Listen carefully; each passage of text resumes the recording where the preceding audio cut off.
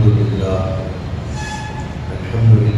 نحمده ونستعينه ونستغفره ونؤمن به ونتوكل عليه ونعوذ بالله من شرور أنفسنا ومن سيئات أعمالنا من يهده الله فلا مضل له ومن يضلله فلا هادي له ونشهد أن لا إله إلا الله وحده لا شريك له ونشهد أن سيدنا ومولانا محمدا عبده ورسوله صلى الله عليه وعلى آله وأصحابه وأزواجه وذرياته وسلم تسليما كثيرا كثيرا.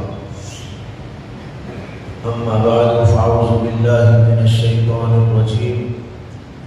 بسم الله الرحمن الرحيم.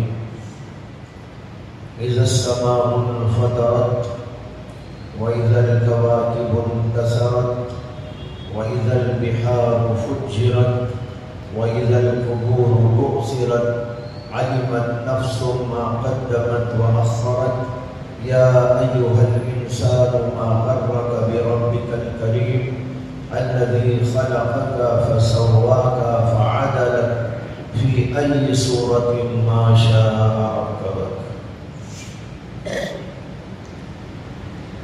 محترم حضرات، علماء اعظام، طلباء کرام اور میرے عزیز دوستوں اور بھائیوں، اس وقت میں نے آپ کے سامنے جن آیات کی تلاوت کی ہے وہ سورۃ الانفطار سے تعلق رکھتی ہے۔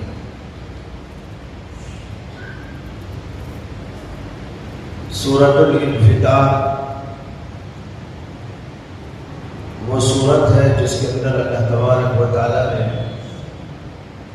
سب سے پہلے تو قیامت کی منظر کشی کی ہے کہ قیامت جب آئے گی تو کیا نقشہ ہوگا۔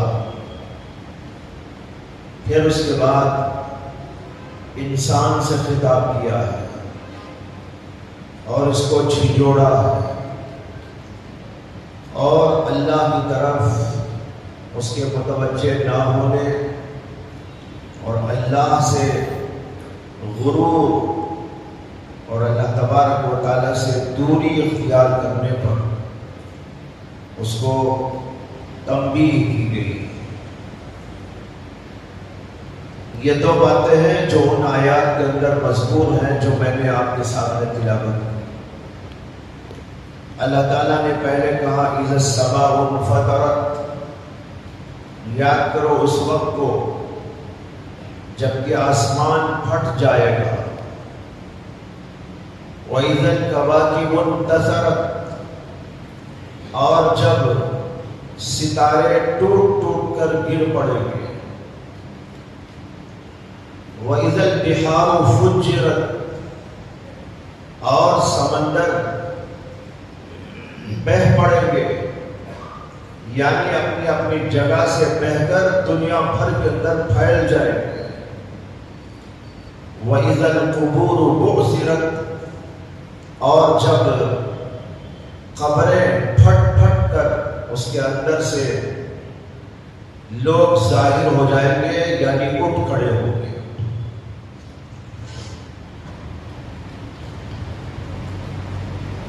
اللہ نے ان چیزوں کا ذکر کیا کہ جب ایسا ہوگا، جب ایسا ہوگا، جب ایسا ہوگا، یعنی قیامت تاری ہوگی۔ اس سے پہلی جو سورت ہے اس کا نام ہے سورۃ الشمس، سورۃ التکویر، اور سورۃ التکویر کے اندر بھی اسی قسم کا مضمون بیان کیا گیا ہے۔ اذا الشمس كورت واذا النجوم انكدرت واذا الجبال سيرت واذا العشار عطلت واذا الوحوش حشرت واذا البحار سجرت واذا النفوس زوجت واذا الموءودة سئلت بأي ذنب قتلت، آگے تک آیات چلی گئی۔ جب ستارے ٹوٹ کر گر جائیں گے، سورج کو لپیٹ کر رکھ دیا جائے گا اور ستاروں کی یہ رونق ختم ہو جائے گی، وہ ماند پڑ جائیں گے اور ایسا ہوگا اور ایسا ہوگا اور ایسا ہوگا۔ یہ قیامت کا منظر ہے۔ قیامت کے ان مناظر کو اللہ نے قرآن کی متعدد آیات میں پیش کیا ہے، اور ان میں سے یہ 2 سورتوں کے اندر تو بہت ہی عجیب و غریب انداز سے اللہ نے پیش کیا ہے، اور ہم کو دعوت دی ہے یاد کرو۔ یاد کرو کا مطلب یہ ہے کہ ذہن میں اس کا تصور لاؤ، اپنے یقین کو بناؤ، ایسا سب کچھ ہونے والا ہے، یہ کوئی انہونی نہیں، یہ وہ واقعہ ہے۔ اذا وقعت الواقعہ لیس لوقعتها کاذبہ، جب وہ واقعہ یعنی قیامت پیش آ جائے گی تو اس کا کوئی جھٹلانے والا نہ ہو۔ آج تو لوگ جھٹلا رہے ہیں، کہاں کی قیامت، کب آئے گی قیامت، کہاں ہوگا ایسا۔ آج تو وہ ان چیزوں کا انکار کر رہے ہیں، لیکن جب یہ قیامت طاری ہو جائے گی، اذا وقعت الواقعہ لیس لوقعتها کاذبہ، یہ آ جانے کے بعد کون جھٹلائے گا جب اپنی آنکھوں سے تماشا دیکھ رہا ہو۔ تو سب سے پہلے تو اللہ نے قیامت کا ذکر کیا اور ہمیں دعوت دی کہ اس پر غور و فکر کرو اور اپنے ایمان کو مضبوط۔ پھر آگے کہا جب ایسا اور ایسا ہوگا، علمت نفس ما قدمت وأخرت، تب ہر نفس اور ہر انسان جان لے گا، یقینی طور پر جان لے گا کہ اس نے کن چیزوں کو مقدم کیا اور کن چیزوں کو مؤخر کیا۔ کن چیزوں کو مقدم کیا یعنی کیا اعمال کیا، دنیا میں رہتے ہوئے میں نے کیا بھیجا، آخرت کے لیے میں نے کیا تیاری کی، میں نے اللہ کو خوش کرنے کے لیے کون سے اعمال کیے، وَأَخَّرَتْ، اور وہ کون سے اعمال ہیں جو میں نے نہیں کیے، کرنا تھا لیکن نہیں کیا، یہ کرنے کا حکم تھا لیکن میں نے نہیں کیا، میں نے کیا کیا اور کیا نہ کیا، اس وقت میں خوب اچھی طرح ہر آدمی کو سمجھ میں آ جائے۔ بعض علماء نے اس کی تفسیر کے اندر فرمایا ما قدمت سے مراد اعمال ہیں، اچھے اور برے جو بھی کیا وہ اسے پتہ چل جائے، اور ما اخرت اس سے مراد وہ مال ہے، دولت ہے جس کو چھوڑ کے دنیا سے گیا، تب سمجھ میں آئے گا مجھے کیا کرنا تھا کیا نہیں کرنا تھا، میں کیا چھوڑا اور کیا بھیجا، آخرت کے لیے میں نے کیا بھیجا اور دنیا میں میں کیا چھوڑا۔ وہ چھوڑی ہوئی چیز کام نہیں آئے گی، وہ بے حیثیت ہوگی، اس کا کوئی مقام نہ ہوگا، لیکن جو بھیج دیا وہ معنی رکھتا ہے، اس کی قوت ہے، اس کی طاقت ہے، اس کا وزن ہے، اس کے لیے جو ہے فائدہ بھی ہے اگر اچھا عمل کیا ہو، نقصان بھی ہوگا اگر برا عمل کیا، وہاں سمجھ میں آئے گا۔ لیکن یہاں بیٹھ کر آدمی جب تک اس کی عقل میں نہیں آتا، سمجھ میں نہیں آتا، کہتا ہے کہ میں کیسے مانوں، لیکن جب دیکھ لے گا تو وہاں تو ہر آدمی جان لے گا، وہاں پر اب نہیں کہہ سکے گا مجھے نہیں سمجھ میں آیا تھا، میری عقل میں گھسا نہیں تھا، میں نے ایسا نہیں سمجھا تھا۔ ارے وہاں تیرے سمجھنے نہیں سمجھنے سے معاملہ نہیں ہے، جب حقیقت سامنے آ جائے گی تو تیرے سامنے سب کچھ آشکارا ہو جائے گا۔ تو یہ ہے جو اللہ نے پہلی آیتوں میں فرمایا، قیامت، اور پھر قیامت میں ہونے پر، قیامت کے برپا ہونے پر جو انسان کی کیفیت اور حالت ہوگی، ہر چیز کو جان لے گا۔ ما قدمت وما اخرت، پہلے کیا بھیجا، بعد میں کیا چھوڑا، کیا عمل کیا، کیا عمل نہیں کیا، سب کچھ سمجھ میں آ جائے گا۔ اور اس کا مطلب یہ ہے کہ وہاں پر جب ان چیزوں کو سمجھے گا، دیکھے گا، اور اس کا بدلہ بھی اس کے سامنے آئے، صرف وہی چیز نہیں آئے گی، عمل کا بدلہ بھی ساتھ ساتھ آتا رہے گا. اچھا کام کیا تو اچھا بدلہ آئے گا, برا کام کیا تھا تو برا بدلہ بھی وہاں پر آئے گا. قیامت کا یہ منظر ہے جو اللہ نے ان آیات کے اندر پیش کر کے ہم کو جھنجھوڑا کہ ان چیزوں کو یاد رکھو, اپنے ایمان کو تر و تازہ کرو, آخرت سے غافل نہ ہو جانا. یہ ایسی چیز ہے کہ جو واقعہ ہو کے رہنے والا ہے, اور جب ہو جائے گا تو کوئی اس کو چھٹلانے والا نہیں ہو. اس کے بعد اللہ نے خاص انسان سے خطاب کیا, یا ایھا الانسان ما غرک بربک الکریم الذی خلقک فسواک فعدلک فی ای صورت ما شاء رکبک. اللہ اکبر, کیا جلال ہے اس کلام کے اندر, جلال بھی ہے جمال بھی ہے. ایک اعتبار سے جلال ہے, ایک اعتبار سے جمال ہے, دونوں چیزیں اس کے اندر دکھائی دے رہی ہیں. اللہ نے خطاب کیا, یا ایھا الانسان, اے انسان, ما غرک بربک الکریم, تجھے تیرے رب کریم سے جو تیرے اوپر ہر وقت عنایت کر رہا ہے, جو ہر وقت تیرے اوپر کرم کر رہا ہے, ایسے پروردگار سے کس چیز نے تجھ کو مغرور بنا دیا. ما غرک, کس چیز نے تجھ کو مغرور بنا دیا؟ اپنے رب کریم سے. وہ رب کریم الذی خلقک, جس نے تجھے پیدا کیا, فسواک, اور پھر تجھے ٹھیک ٹھاک کیا, وعدلک فعدلک, اور تجھ کو بڑا معتدل انداز سے بنایا, ہر چیز میں اعتدال کا خیال رکھا. فی ای صورت ما شاء رکبک, پھر اس کے بعد جس شکل میں تجھ کو ڈھالنا چاہا اس شکل میں تجھ کو ڈھال کر اس نے تجھے وجود دے کر دنیا میں بھیجا.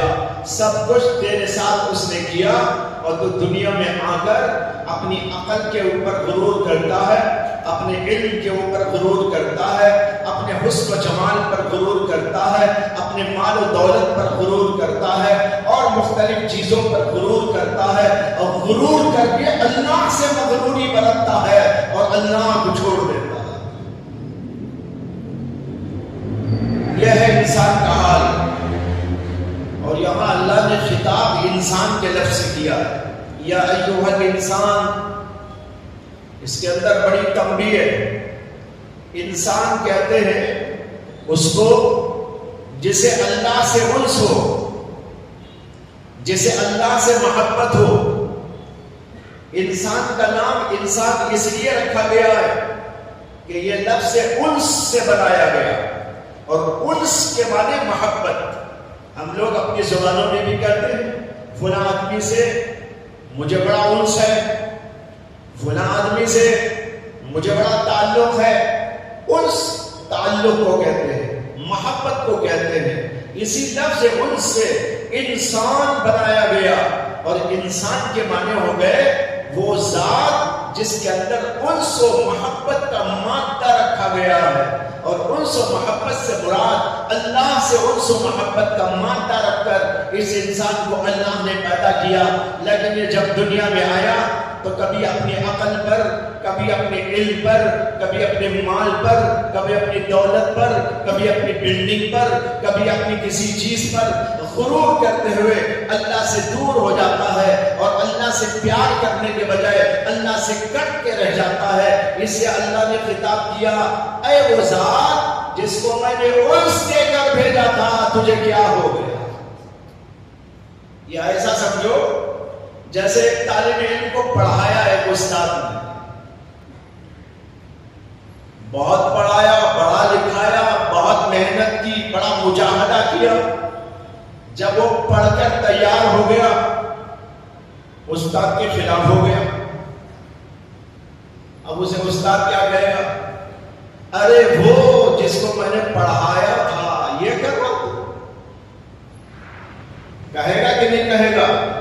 میں نے پڑھایا تھا تجھے, میں نے لکھایا تھا تجھے, میں نے محنتیں کی تیرے ساتھ, اور یہ کر کے تجھ کو میں نے پڑھایا تا, آج تو میرے ساتھ یہ غداری کر رہا ہے، یہ غرور و تکبر کر رہا ہے، میرے ساتھ یہ معاملہ کر رہا ہے، اس کا حوالہ دیا جاتا ہے۔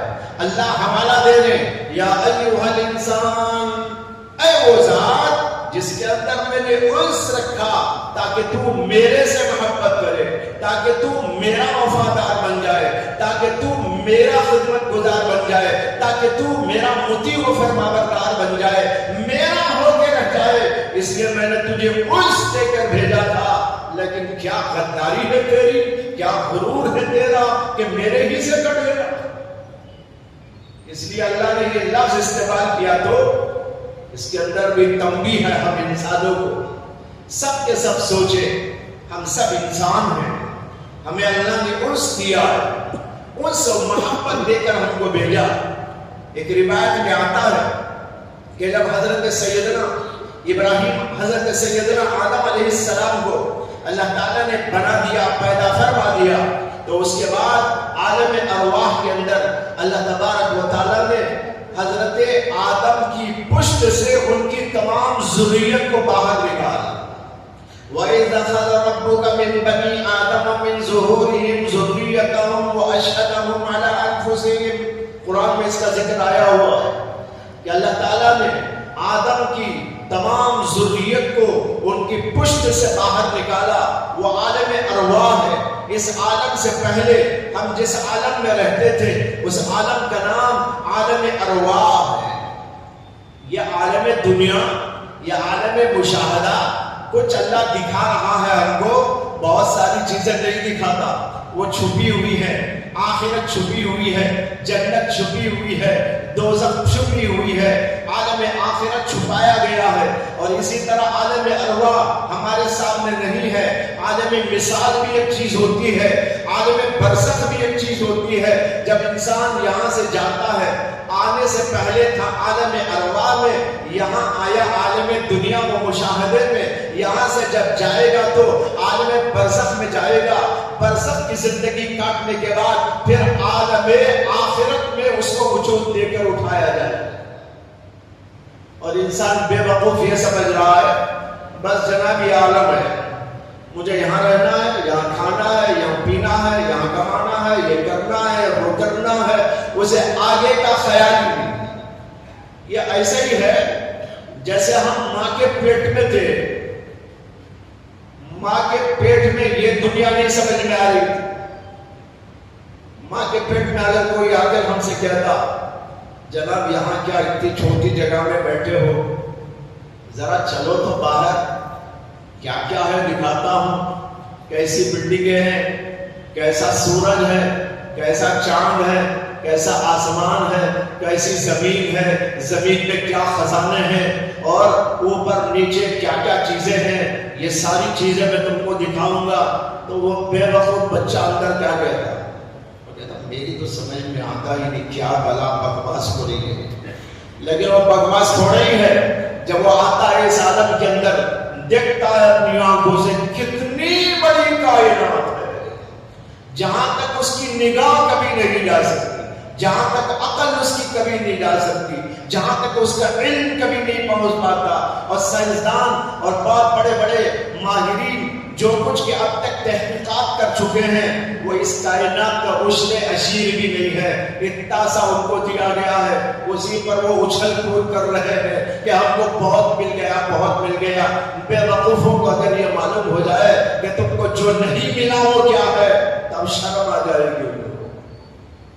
تو بھئی ایک تو یہ عالم، اس میں بھی تھوڑا ہے، وہ عالم آنے سے پہلے کا، پھر جانے کے بعد کا عالم، پھر اس کے بعد کا عالم، یہ سب کے سب عالم ہیں جو اللہ نے پیدا کر رکھے ہیں۔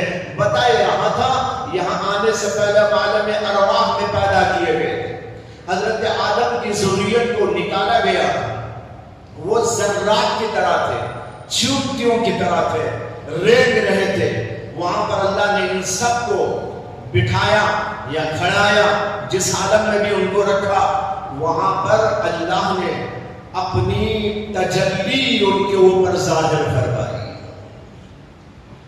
اللہ نے اپنی تجلی ان کے اوپر ظاہر فرمائی کہ میں ہوں پروردگار، ذرا مجھے دیکھو، ظاہر بات ہے پوری طرح تو نہیں دیکھ سکتے اللہ کو، ایک تجلی سی آئی، وہ تجلی ایسی تھی کہ سارے کے سارے مدہوش ہو گئے اللہ کے حسن کو دیکھ کر، اللہ کے جمال کو دیکھ کر، اللہ کے کمال کو دیکھ کر۔ اللہ تبارک و تعالیٰ کا جو انہوں نے ایک چھوٹا سا تجلی کا پرتو دیکھا، اسی پر مست ہو گئے۔ اللہ نے اسی موقع پر ان سے کہا الست بربکم، بتاؤ میں تمہارا پروردگار ہوں، پسند ہے کہ نہیں ہے؟ الست بربکم، بتاؤ کیا میں تمہارا پروردگار، میں تمہارا پیدا کرنے والا، میں تمہیں چیزیں عطا کرنے والا، میں تمہیں خوبیوں سے مالا مال کرنے والا، بتاؤ کہ میں تمہارا پروردگار ہوں کہ نہیں؟ قالوا بلا، سب کے سب نعرے لگانے لگے بلا شبہ آپ ہمارے پروردگار ہیں، ہم مانتے ہیں۔ علماء صوفیہ لکھتے ہیں اللہ کی تجلی جو ان پر ظاہر ہوئی تو ان کی زبانوں سے نکلا کہ اللہ ہم آپ کو مانتے ہیں، آپ ہی پر ایمان رکھتے ہیں، اس لیے کہ جو ہم نے دیکھا اس کا کون انکار کر سکتا ہے۔ یہ ہے وہ عالم ارواح کا قصہ۔ اس کے بعد دنیا میں انسان آیا، اللہ تعالیٰ کہہ رہے کہ ہم نے تمہیں کیسا بنایا، ذرا غور کرو۔ اب دیکھیں یہاں انس رکھا گیا کہ نہیں رکھا گیا؟ انسان کی گھٹی میں اللہ نے اپنی محبت ڈال دی، انسان کی گھٹی میں اللہ تعالیٰ نے اپنا انس اور اپنا تعلق ڈال دیا۔ اسی وقت میں یہاں آنے سے پہلے تم انسان بن رہے ہو، آدم کی ذریت، یہ سب کے سب انسان یعنی اللہ کے انس کو اور اللہ کی محبت کو لے کر دنیا میں آئے۔ اللہ نے اسی لیے خطاب کیا یا ایھا الانسان، ارے تو ہی تو انسان ہے، وہاں تجھے دکھایا تھا اپنا جلوہ کے نہیں دکھایا تھا، میرے کمالات کا تجھے کچھ احساس دلایا تھا کہ نہیں دلایا تھا؟ میں نے وہاں تجھے دکھا کر میری محبت تیرے دل میں ڈال کر اب تجھے دنیا میں نے بھیجا، یہاں کے میرے سے ہی برگشتہ ہوتا ہے، یہاں کے میرے سے دور بھاگنے کی کوشش کرتا ہے اور اس کی اور اس کی محبت میں گرفتار ہو جاتا ہے۔ کتنا نافرمان ہے، وہ کیسا باغی و سرکش ہے۔ اے انسان یا ایھا الانسان، آگے اللہ تعالیٰ نے کہا انسان سے خطاب کیا اور خطاب میں یہ نکتہ ہے جس کو عرض کیا گیا۔ پھر آگے اللہ نے اسی انسان سے کہا ما غرک بربک الکریم، میں نے تجھے انسان بنا کے بھیجا تھا، یہاں کی غداری کیا ہے، یہاں کی ہمارے سے سرکشی کیا ہے، یہاں آنے کے بعد ہمارے سے بغاوت کیا ہے۔ کس سے بغاوت؟ بربک الکریم، تیرے اس رب سے جو بڑا مہربان ہے۔ وہاں بھی رب ہی کا لفظ آیا تھا، یہاں بھی رب ہی کا لفظ آ رہا ہے۔ وہاں بھی اللہ نے پوچھا تھا الست بربکم، کیا میں تمہارا رب نہیں ہوں؟ اقرار وہاں کیا تھا، یہاں کے بھول گیا، یہاں کے بدماشی کر رہا ہے، یہاں کے بغاوت کر رہا ہے۔ اللہ اسے خطاب کر رہے ہیں اے انسان، میں تجھے انسان بنا کر یہاں بھیجا، ما غرک، تجھے کس چیز نے مغرور بنا دیا؟ وہاں تو فریفتہ ہو رہا تھا، نعرے لگا رہا تھا بلا بلا کے، یہاں آ کر غداری میں مشغول ہو گیا، یہاں کے میرے سے بے وفائی میں جو ہے مبتلا ہو گیا۔ ما غرک، کس چیز نے تجھے تیرے پروردگار سے مغرور بنا دیا؟ پھر اللہ نے کریم کی صفت بیان، کہا کریم پروردگار سے۔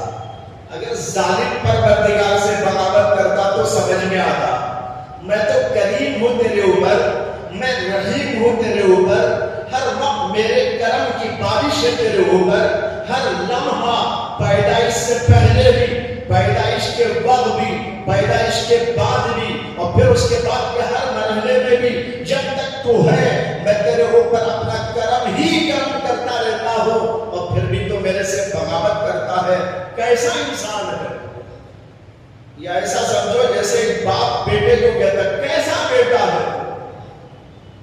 بیٹا، اور بیٹا جا کے یہ کیا کر رہا ہے؟ باٹا کا شو لے کر بیٹا ہو کر یہ ایسی حرکت کر رہا ہے۔ ایسے ہی اللہ کی خطاب کر رہے ہیں، اس کے اندر پیار بھی ہے بھائیوں، ڈانٹ بھی ہے، لیکن ڈانٹ کا بڑا فرق ہوتا ہے۔ ایک ظالم ڈانٹتا ہے، وہ ظلم کی وجہ سے ڈانٹتا ہے، اور ایک باپ کسی کو ڈانٹتا ہے، کوئی شیخ کسی کو ڈانٹتا ہے، کوئی استاد کسی کو ڈانٹتا ہے، اس کے اندر پیار، اس کے اندر بڑی شفقت ہوتی ہے۔ اور جب ماں باپ کا یہ حال اور شیخ کا یہ حال اور اسی طرح اساتذہ کا یہ حال، تو سوچنا چاہیے جو ہم سب کا پروردگار ہے، جس نے کرم ہی کرم سے ہم کو پیدا کیا، اس کے کرم کا کیا حال ہوگا۔ وہ اگر ڈانٹ سے بھی بول رہا ہے، اس کے اندر بھی شفقت ہے، اس کے اندر بھی محبت ہے، اس کے اندر بھی ایک ہمارے ساتھ میں جو ہے تعلق کا اظہار ہے۔ اے انسان، کیا ہو گیا تجھ کو؟ کیوں ایسا کر رہا ہے؟ اللہ شکوہ کر رہے ہیں، شکایت کر رہے ہیں ہم سب لوگوں کی، ہم سب کے سب جتنے بیٹھے ہیں بھائیو، ہم سب کے سب انسان ہیں، اور اللہ کا شکوہ ہم سب لوگوں سے۔ تو کہتے ہیں ماں غرک، کس نے تجھ کو مغرور بنا دیا؟ تیرے اس کریم پروردگار سے جو ہر وقت کرم کرتا ہے تیرے ساتھ۔ الذی خلقک، جس نے تجھے پیدا کیا، یہ اس کا کرم ہی کا تو نتیجہ ہے۔ اگر وہ کرم نہ کرتا تو تم وجود میں کہاں سے آتے؟ نہ زمین ہوتی، نہ آسمان ہوتا، نہ چاند و سورج ہوتا، نہ اور کوئی چیز ہوتی۔ اگر انسان کو پیدا کرنا نہ ہوتا تو اللہ ان کو بھی نہ بناتا۔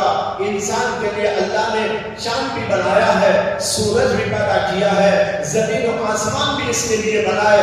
یہ سب انسان کی ضرورت، انسان کی سہولت، انسان کے فوائد، انسان کے منافع کے لیے تیار کیا گیا۔ تو اللہ کہتے ہیں الذی خلق، جس اللہ نے تجھ کو پیدا کیا۔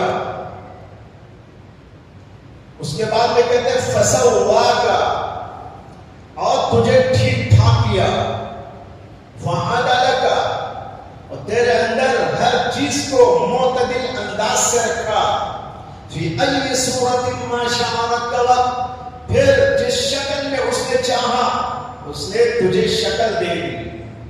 چار باتیں بیان کی ہے اللہ نے۔ ایک تو کہا میں نے تجھے پیدا کیا، اس کا نام ہے خلق۔ دوسری چیز بیان کی فسواک، ٹھیک ٹھاک کیا، اس کو کہتے ہیں تسویہ۔ اور تیسری چیز بیان کی عدل، یعنی اعتدال، کہ ہر چیز کو بڑی معتدل بنایا۔ پھر آخر میں کہا جس شکل میں چاہا تجھ کو ڈھال کے بھیج دیا۔ چار چیزیں بیان کی۔ خلق یعنی بنانا، اس سے مراد ہے انسان کا مادہ بنانا۔ اللہ پہلے مادہ تیار کرتا ہے، مادہ تیار کرنے کے بعد اس مادے کو تسویہ کرتا ہے، یعنی اسے ٹھیک ٹھاک کرتا ہے، اور ٹھیک ٹھاک کرنے کے بعد ہر چیز کو اس میں معتدل انداز سے رکھ دیتا ہے۔ اللہ نے پہلے انسان کا مادہ بنایا، مادہ بنانے کے بعد اس کو ایک روپ دیا، اس کو ایک انداز سے بنایا۔ آنکھیں ہونا چاہیے، پیر ہونا چاہیے، ناک ہونا چاہیے، اور منہ ہونا چاہیے، کان ہونا چاہیے، دل ہونا چاہیے، دماغ ہونا چاہیے، پیٹ ہونا چاہیے، اندر یہ سب چیزیں ہونی چاہیے۔ دماغ ایسا ہونا چاہیے، دل ایسا ہونا چاہیے۔ یہ اللہ نے ٹھیک ٹھاک کیا، تسویہ کا یہ معنی۔ اور اسی میں یہ ہے کہ اللہ نے ان سارے اعضاء کو بنا کر ان کے اندر ان کے مناسب قوتوں کو بتایا چھوڑا ہے۔ آنکھوں میں روشنی لگا کر اگر اللہ خالی بنا کے چھوڑ دیتا اور اس کے اندر وہ چیز نہ ہوتی تو آدمی کیا ہوتا؟ ایسا ہوتا جیسے بت ہوتے ہیں، آنکھیں تو ان کی بھی ہوتی ہے، بتوں کو دیکھا ہوگا، آنکھیں تو ان کے اندر بھی ہیں، لیکن کیسی آنکھیں؟ اللہ نے کہا کہ وہ دیکھ نہیں سکتے، پیر بھی ہے ان کے چل نہیں سکتے، ہاتھ بھی ہے ان کے پکڑ نہیں سکتے۔ اسی طرح ہم بھی ہو جاتے، آنکھوں کا ڈیزائن تو ہوتا، روشنی نہ ہوتی، منہ کا ڈیزائن تو ہوتا، بات کرنے کا سلیقہ نہ ہوتا، کان کے سوراخ تو ہوتے لیکن بات اندر نہ جا سکتی، اللہ نے ان کے اندر کیا کیا؟ تسویہ کیا، یعنی ان کا ڈیزائن کرنے کے بعد ان کے اندر کیا کیا ہونا چاہیے۔ آنکھوں میں بصارت ہونا چاہیے، کانوں میں سماعت ہونا چاہیے، دماغ میں جو ہے سمجھنے کی طاقت ہونا چاہیے، دل کے اندر حقائق و معارف کو اخذ کرنے کی صلاحیت ہونا چاہیے، ہاتھوں میں پیروں میں طاقت ہونا چاہیے، ہاضمے کا سسٹم ہونا چاہیے، ہضم کرے، رہنے کی چیز اندر رہے، اور اس کے ساتھ یہ کہ باہر نکلنے کا بھی سسٹم بنا دیا گیا۔ یہ ہے تسویہ۔ پھر اس کے بعد ایک اور لفظ اللہ نے استعمال کیا، فَعَدَلَكَ، یہ جو کچھ بھی بنایا اس میں خاص اعتدال کو ملحوظ رکھا گیا، اعتدال سے بنایا۔ آنکھ جتنی ہونی چاہیے اتنی، ناک جتنی ہونی چاہیے اتنی، ہاتھ کتنے ہونے چاہیے وہ، پیروں کو کتنا ہونا چاہیے وہ، اور کہاں ہونا چاہیے وہ، کہاں ہونا اور کتنی کتنی ہونا۔ اگر ذرا آپ سوچئے، اللہ تعالیٰ آنکھیں تو بناتا لیکن اتنی بڑی بڑی بنا دیتا، اتنی بڑی بڑی بنا دیتا، ایسا کیسا لگتا ہے انسان، کتنا بدنما لگتا۔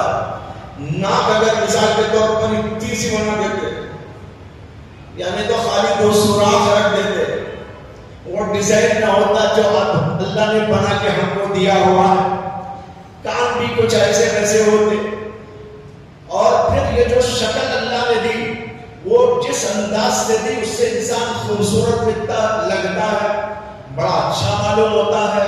لیکن اگر فرض کرو کہ آنکھیں اللہ پیچھے رکھ دیتے، منہ سامنے، آنکھ پیچھے، اور کان بھی یہاں حلق کے پاس، اور ناک آ کر پیشانی پر، تو انسان کیسا بدنما لگتا۔ اللہ نے ایسی ڈیزائننگ کی، یہ ہے اعتدال۔ ہر چیز کتنی ہونی چاہیے اور کہاں ہونا چاہیے۔ اب پیر دیکھیے کتنے لمبے ہیں، اگر ہاتھ اتنے لمبے ہوتے تو، پیر چھوٹے چھوٹے ہوتے تو ہم ہاتھ سے چلا کرتے پھر جیسے کہ بات جانور چلتے۔ اللہ نے بڑی حسین خوبصورت شکل صورت انداز عطا کیا، اور اللہ نے ایک جگہ پر بطور امتنان اس کا ذکر بھی فرمایا۔ اللہ تعالیٰ کہتے ہیں ایک اور جگہ پر، وَالتِّينِ وَالزَّيْتُونِ وَطُورِ سِينِينَ وَهَٰذَا الْبَلَدِ الْأَمِينِ لَقَدْ خَلَقْنَا الْإِنسَانَ فِي أَحْسَنِ تَقْوِيمٍ۔ اللہ نے 4 چیزوں کی قسم کھائی اور بتایا، ایک قسم کھائی والتین، انجیر کی قسم، دوسری زیتون کی قسم، اور تیسرے بلد حرام مکہ مکرمہ کی قسم، اور چوتھے وطور سینین، جہاں موسیٰ جاتے تھے اللہ سے بات کرنے، طور سینا، اس کی قسم۔ 4 چیزوں کی قسم کھا کر اللہ نے یہ ارشاد فرمایا، لقد خلقنا الانسان فی احسن تقویم، کہ ہم نے انسان کو بہترین انداز پر پیدا کیا۔ اس سے بہتر کوئی اور مخلوق کو اللہ نے نہیں بنا۔ ایک دفعہ ایک بے وقوف آدمی نے قسم کھا لی تھی۔ قسم کیا کھائی؟ اس کی بیوی جو تھی وہ بڑی حسین و خوبصورت تھی، تو ایسے ہی باتوں میں بیٹھ کر پتہ نہیں کیا جذبہ آ گیا، جوش آ گیا، اور جوش آیا تو ہوش ہو گیا، اور کہنے لگا اگر تو، یعنی اپنی بیوی سے کہا، اگر تو شان سے زیادہ حسین نہیں تو تجھے طلاق۔ قصور کس کا؟ اتار رہا ہے قسمت دیکھ لے۔ اگر تو چاند سے زیادہ خوبصورت نہیں تو تجھے طلاق۔ کہنے کو کہہ دیا، بعد میں پچھتانے لگا، میں نے کیا بے وقوفی کی۔ بعض علماء کے پاس میں گیا جو تھوڑا بہت علم رکھتے تھے، ان سے جا کر کہا کہ حضرت السلام علیکم، میں نے ایسا کر دیا ہے، یہ قسم کھا لی ہے کہ اگر میری بیوی چاند سے زیادہ حسین نہیں تو طلاق۔ بتائیے کہ طلاق پڑی کہ نہیں پڑی؟ انہوں نے کہا ہاں بھائی پڑ گئی. اسے کہ تیری بیوی کیا چاند دیکھ کتنا حسین و خوبصورت ہے. طلاق پڑ گئی. اب وہ بیچارہ اور پریشان ہو گیا آپ کیا کروں, ادھر بھاگا ادھر بھاگا. اسی زمانے میں امام اعظم ابو حنیفہ رحمۃ اللہ علیہ بھی تھے. کسی نے کہا بھائی ان سے جا کر پوچھئے. ان کے پاس میں گیا اور کہا ایسا ایسا واقعہ ہو گیا ہے, میری بیوی پر طلاق پڑی کہ نہیں پڑی؟ انہوں نے کہا قطعاً نہیں پڑی, اسی لیے اللہ نے کہا لَقَدْ خَلَقْنَا الْإِنسَانَ فِي أَحْسَنِ تَقْوِيمٍ. ہم نے انسان کو تمام چیزوں میں سب سے زیادہ حسین و خوبصورت بنایا ہے. جب اللہ خود کہہ رہے کہ میں سب سے زیادہ حسین انسان کو بنایا تو چاند کو اس کے سامنے کوئی حیثیت نہیں رکھتا. اسے تیری بیوی پر طلاق نہیں پڑی. تو بتایا رہا ہوں کہ اللہ نے اس کا ذکر کیا. اللہ نے ہم کو ایسا بنایا, ایسے انداز سے بنایا, اعتدال سے بنایا, ہر چیز اپنی اپنی جگہ پر فٹ کر دی. اس کا ذکر اللہ نے کیا فَسَوَّاكَ فَعَدَلَكَ. پہلے تو تجھے ٹھیک ٹھاک کیا, یعنی جو جگہ بنانا تھا وہ بنایا, لیکن یوں ہی لیپ پوت نہیں کر دی بلکہ اعتدال کے ساتھ بنایا. کہاں کیا ہونا چاہیے, کتنی ہونی چاہیے, کیسی ہونی چاہیے, یہ سب بہت ہی نزاکت کے ساتھ تجھ کو بنا کر تیرا پتلا تیار کر کے اور تجھے ایک شکل عطا کر کے ہم نے دنیا میں بھیجا. اور تو دنیا میں آنے کے بعد کیا کرتا ہے؟ اللہ سے مغروری کرتا ہے. یہ اللہ نے ہم سب کو ڈانٹ پلائی ہے پیار کے لہجے میں. اللہ کو کیا ضرورت تھی بھائیو اتنا ہم کو سمجھا کے ایک ڈنڈا مار دیتے قصہ ختم. لیکن اللہ سمجھا رہے ہیں, میں میرے بندوں ذرا سمجھو, میرے مقام کو سمجھو, میری حیثیت کو سمجھو, اپنی حیثیت کو سمجھو, اور پھر میرے ساتھ وہ معاملہ کرو جو میرے ساتھ ہونا چاہیے. تم مجھے چھوڑ کر کہاں جا رہے؟ علماء صوفیہ نے لکھا ہے کہ اس آیت میں اللہ تبارک و تعالیٰ کے 4 مطالبے ہیں. یہ کہہ کر کہ اے میرے بندو تم میرے سے مغرور بن کے کہاں جا رہے ہو؟ اللہ نے گویا یہ کہا کہ میرے حسن و جمال کو چھوڑ کر میرے کمالات کا جو ہے مشاہدہ کیے بغیر تم کہاں بھٹک رہے ہو, کس کس کی محبت میں جا رہے ہو. دوسرے یہ فرمایا کہ جب میں ایسا ہوں اتنا بڑا صاحب کمال تو میرے اندر بڑا جلال بھی ہے. میری جلالت اور میری عظمت کا بھی تقاضا تم کو پیش نظر رکھنا چاہیے تھا. میرے سے بڑا کوئی نہیں. میری محبت تمہارے دلوں میں ہونا تھا اور میری جلالت و عظمت کا تصور بھی تمہارے قلوب میں ہونا چاہیے تھا. پھر محبت کی وجہ سے تیسری بات یہ ضروری تھی کہ میری اطاعت ہونی چاہیے تھی اور میری جلالت کا تقاضا تھا. یہ چوتھی بات ہے کہ تم میری نافرمانی سے بچ کر رہے. لیکن تم نے ان سب چیزوں کو ترک کر دیا, وہ چھوڑ دیا, میرے سے مغرور ہو گئے. اللہ سے مغروری ایک تو یہ ہے کہ اللہ کے ساتھ محبت کرنے کے بجائے مخلوق سے محبت کی جائے. اللہ سے مغروری کا ایک مطلب یہ ہے کہ اللہ تبارک و تعالیٰ کی جلالت و عظمت دل میں رکھنے کے بجائے اللہ تبارک و تعالیٰ کی عظمت و جلالت کا تصور ختم کر دیا جائے. اور چوتھا تقاضا, تیسرا تقاضا اس کا یہ ہے کہ جب اللہ کو ہمارا محبوب بنانا ہے تو ہم اللہ تعالیٰ کی اطاعت ہر موقع پر کریں, جو وہ کہے اس کے سامنے ہم جھک جائیں. اور چوتھی بات اللہ کی جلالت کا تقاضا یہ ہے کہ اللہ تبارک و تعالیٰ کی نافرمانی قطعاً نہ کی جائے. یہ ہے اس کے اندر مطالبہ. ما غرک, کس چیز نے تجھے مغرور بنایا؟ مغروری تو یہ ہے میرے سے محبت نہیں, غیروں سے محبت کرتا ہے, اپنے سے محبت, اپنے جیسے انسانوں سے محبت, اپنی جیسی مخلوقات سے محبت، لیکن میری محبت تیرے دل میں نہیں ہے، جبکہ میرا کمال تیرے سامنے موجود ہے۔ میرا کمال یہ ہے، میں نے ان ساری مخلوقات کو بنایا، میں نے تجھے بنایا، ایسے انداز سے بنایا، اتنے پیار سے بنایا، تیرے اندر پیار کو رکھا، لیکن تم میرے سے نہیں پیار کر۔ بھائیوں یاد رکھو کہ اللہ تعالیٰ کی محبت ایمان کے فرائض میں سے بہت ہی اہم ترین فریضہ۔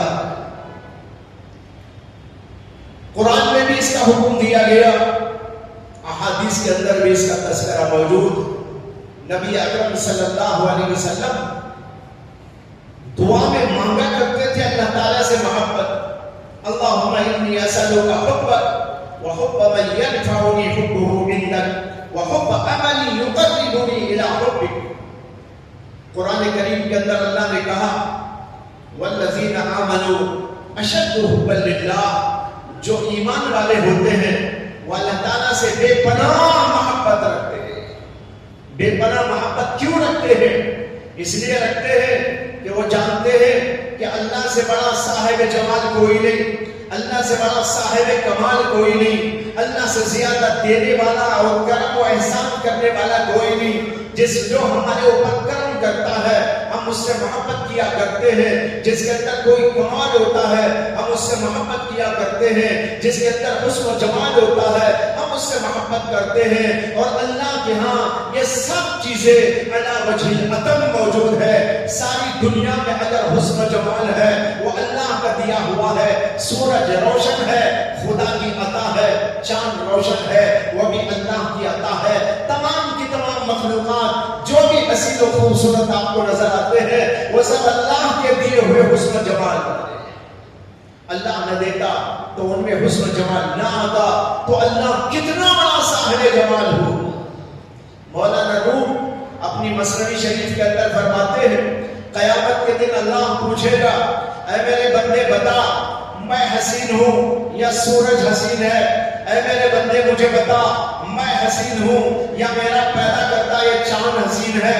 اے میرے بندے مجھے بتا میں حسین ہوں یا دنیا کی عورتیں حسین ہیں؟ یا مجھے بتا میں حسین ہوں یا میری پیدا کردہ یہ بہت ساری مخلوقات یہ حسن و جمال والی ہے، ان کا حسن و جمال تو میں نے دیا، تو میرے اندر کتنا حسن ہوگا؟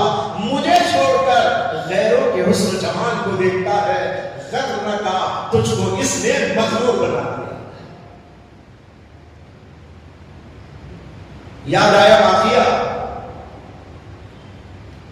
کہ حضرت جنید بغدادی رحمت اللہ علیہ کی خدمت میں ایک عورت اپنے شوہر کی شکایت لے کے حاضر ہوئی۔ وہ برقع پوش آئی، آ کر کہنے لگی کہ حضرت میرا شوہر میرے ساتھ ناروا سلوک کرتا ہے، میری طرف التفات نہیں کرتا، مجھے نہیں دیکھتا، مجھے نہیں چاہتا، مجھ سے پیار نہیں کرتا، غیر عورتوں کی طرف جاتا رہتا ہے، مجھے چھوڑ کر غیر عورتوں سے تعلق پیدا کرتا ہے۔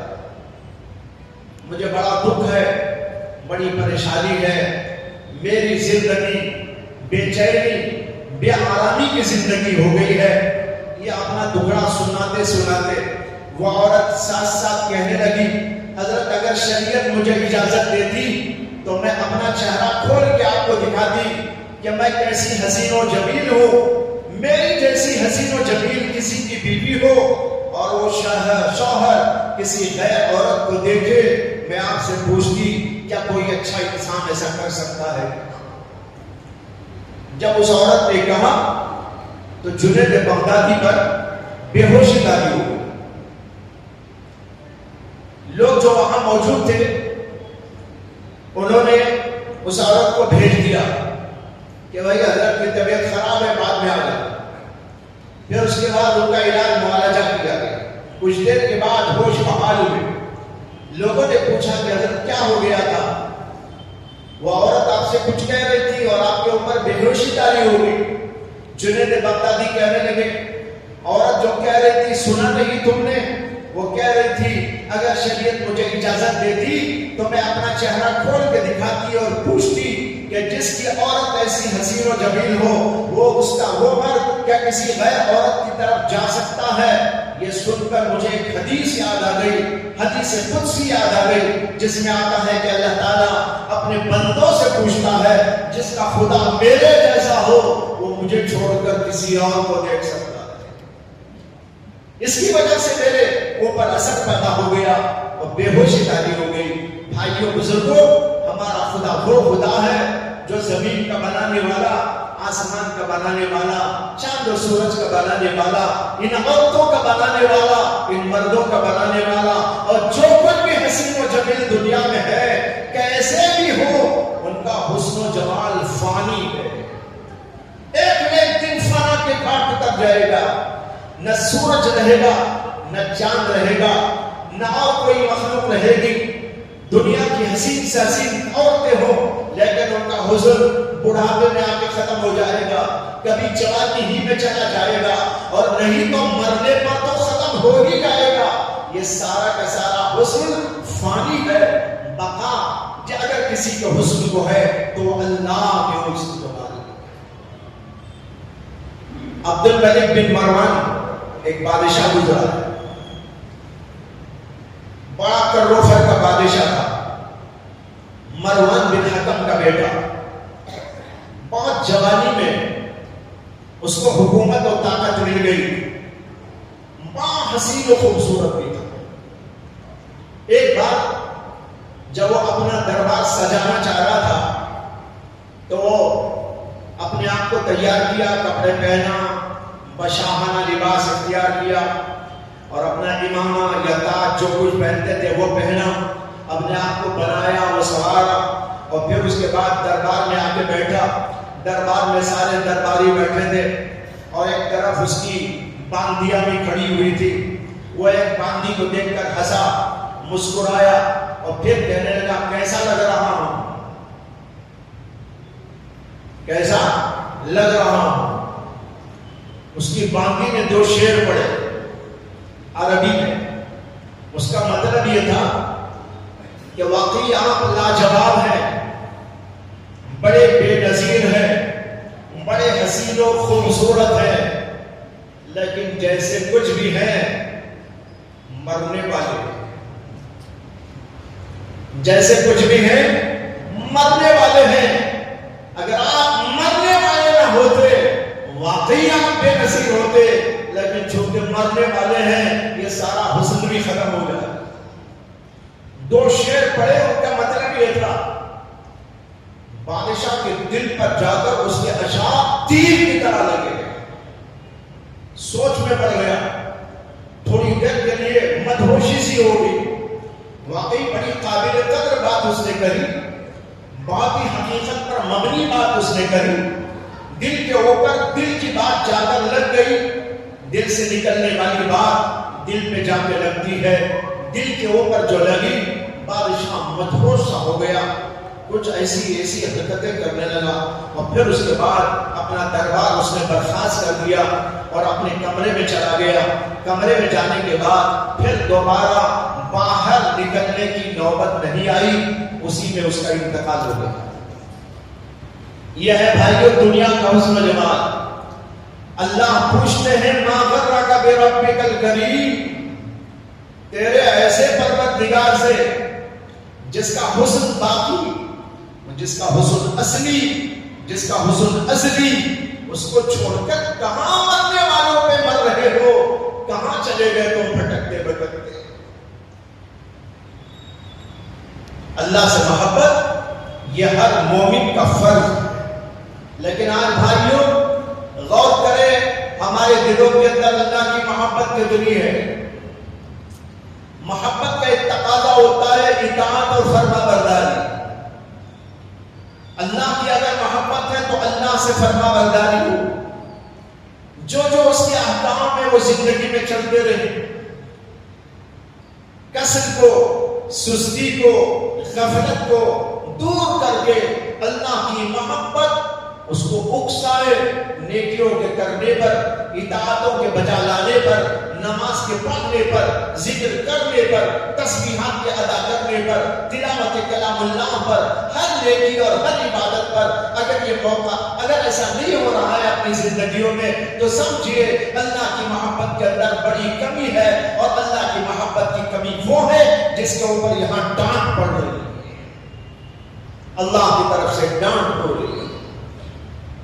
معلوم ہوا کہ ہمارے دلوں میں اللہ کی بے پناہ محبت ہونی چاہیے، اللہ کی بے پناہ محبت پیدا کرو، دنیا کی کسی چیز کے اوپر اپنی نگاہ نہ ڈالو۔